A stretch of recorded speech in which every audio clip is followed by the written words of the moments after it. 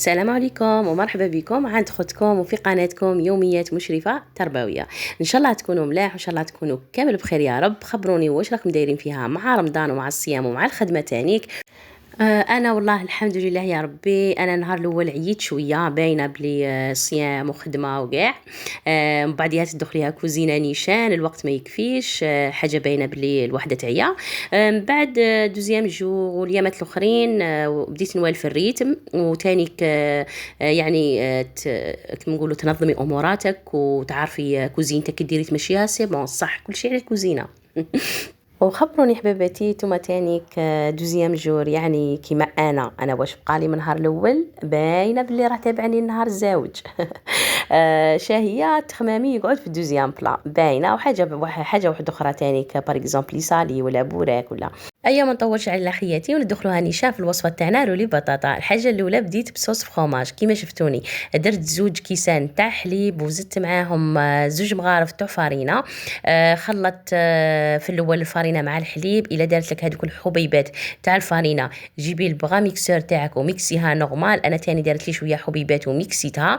من بعد رجعتها فوق النار ودرت لها شويه تاع الملح وفلفل كحل.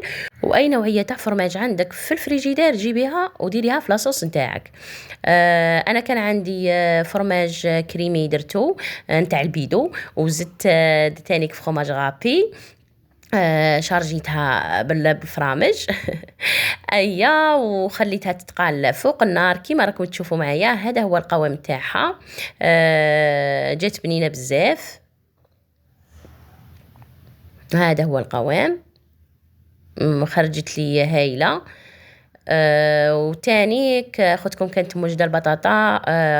قليتها وكملت حطيتها بالجيه ودرت 4 حبات تاع البيض، درت فيهم الملح وفلفل كحل وجبت البلا وقعدت نستف في البطاطا كيما راكم تشوفوا معايا وحده بحدا اختها حتى كملت البلان تاعي.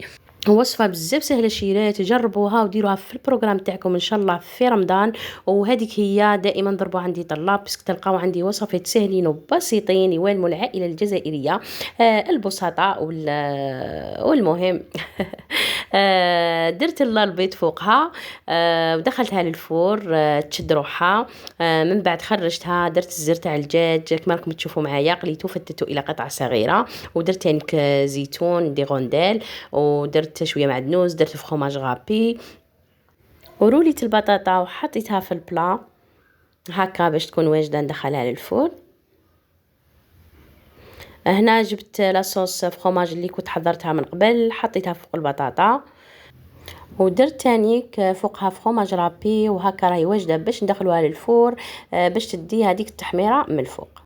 هنا بدات الشيرات والله غير راني نجري باش كما يقول لك نلحق مع الوقت نيشان باسكو الاذان راه قريب ياذن. هذيك هي دخلتها للفور كي خرجتها من الفور نيشان كان الاذان ياذن. سي بوغ شيرات ما صورتش كيفاش قسمتها ديريكت بالبلا ربطتها وحطيتها على الطابله. المهم الصوره تحكي على روحها والله غير خرجت بنينه وخرجت هايله.